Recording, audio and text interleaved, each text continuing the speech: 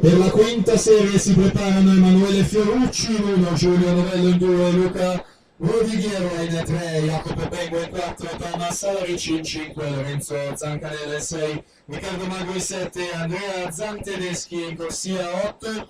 Intanto Elia Ordan schio nuoto per ritirare il suo tesserino con impostazione. Elia Ordan.